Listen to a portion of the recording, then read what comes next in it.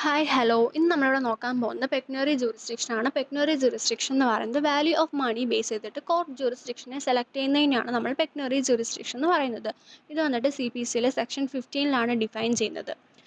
നമുക്കറിയാം, സിവിൽ കേസിൽ കൂടുതലും കോമ്പൻസേഷൻ വന്നിട്ട് മോണിറ്ററി ബേസ് ആയിരിക്കും. അതായത് മണി ബേസ് ചെയ്തിട്ടാണ് കോമ്പൻസേഷൻ കൊടുക്കുന്നത്. അധികവും കോമ്പൻസേഷൻ എന്താണ്, മോണിറ്ററി ബേസ് ചെയ്തിട്ടാണ്. അതുപോലെ തന്നെ സിവിൽ കേസുകൾ എവിടെയാണ് ഫയൽ ചെയ്യുക?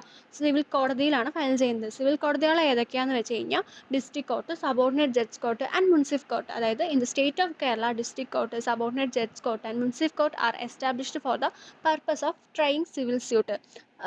This court are established under the provision of Kerala Civil Court Act 1957. ഈ കോർട്ടുകളെല്ലാം എസ്റ്റാബ്ലിഷ് ചെയ്തിരിക്കുന്നത് provision of Kerala civil court act 1957 base ചെയ്തിട്ടാണ്. അതായത് നമ്മുടെ പെക്യുണറി ജൂറിസ്ഡിക്ഷൻ എന്താ പറയുന്നതെന്ന് വെച്ച് കഴിഞ്ഞാൽ എല്ലാ കോർട്ടിനും വന്നിട്ട് കോമ്പൻസേഷൻ ഡിക്ലെയർ ചെയ്യാനുള്ള ഒരു പവർ ഉണ്ട്. പക്ഷേ എന്താണ്, കോമ്പൻസേഷൻ ഡിക്ലെയർ ചെയ്യുന്നതിന് ചില കോടതികൾക്ക് എന്താണ് ലിമിറ്റേഷൻ വെച്ചിട്ടുണ്ട്. അതായത് ഇത്ര എമൗണ്ട് വരെ കോമ്പൻസേഷൻ ഡിക്ലെയർ ചെയ്യാൻ പാടുള്ളൂ എന്നുള്ള ലിമിറ്റേഷൻ വെച്ചിട്ടുണ്ട്. അപ്പോൾ അത് ബേസ് ചെയ്തിട്ട് വേണം, അത് കൺസിഡർ ചെയ്തിട്ട് വേണം നമ്മൾ കേസ് ആ കോടതികളിൽ ഫയൽ ചെയ്യാന്നുള്ളതിനെയാണ് പെക്യുണറി ജൂറിസ്ഡിക്ഷൻ എന്ന് പറയുന്നത്. ഒരു ഉദാഹരണം പറയുകയാണെങ്കിൽ, എനിക്ക് 15 ലക്ഷം രൂപ നഷ്ടം വന്നിട്ടുണ്ട്. എനിക്ക് കോമ്പൻസേഷനും കിട്ടേണ്ടത് എത്രയാണ്? 15 ലക്ഷം രൂപയാണ് എനിക്ക് കോമ്പൻസേഷനായിട്ട് കിട്ടേണ്ടത്. അപ്പോൾ എന്താണ്, ഞാൻ വന്നിട്ട് ഏത് കോടതിയിലാണ് ഫയൽ ചെയ്യേണ്ടത്, എൻ്റെ കേസ് ഏത് കോടതിയിലാണ് ഞാൻ ഫയൽ ചെയ്യേണ്ടത് എന്നത് നോക്കേണ്ടത് എന്ത് ബേസ് ചെയ്തിട്ടാണ്? പെക്യുണറി ജൂറിസ്ഡിക്ഷൻ ബേസ് ചെയ്തിട്ടാണ്. അപ്പോൾ ഏതൊക്കെ കോർട്ടിലാണ് ലിമിറ്റേഷൻ ഉള്ളതെന്ന് വെച്ച് കഴിഞ്ഞാൽ, a munsif court is a competent to try a suit if the amount or value of the subject matter does not exceed 10 lakh rupees.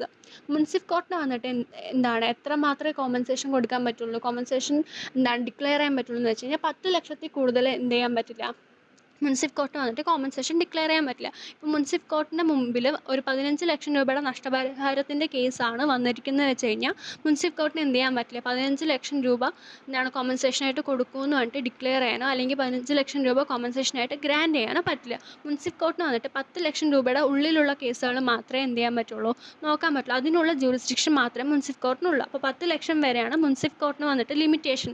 അതായത് ഇപ്പോൾ 1 ലക്ഷം രൂപയുടെ കേസാവാം, അല്ലെങ്കിൽ 2 ലക്ഷം രൂപയുടെ, 5 ലക്ഷം രൂപയുടെ, അങ്ങനെ 10 ലക്ഷം വരെ കോമ്പൻസേഷൻ കിട്ടാവുന്ന കേസുകളൊക്കെ ആർക്ക് നോക്കാം, മുൻസിഫ് കോർട്ടിന് നോക്കാം.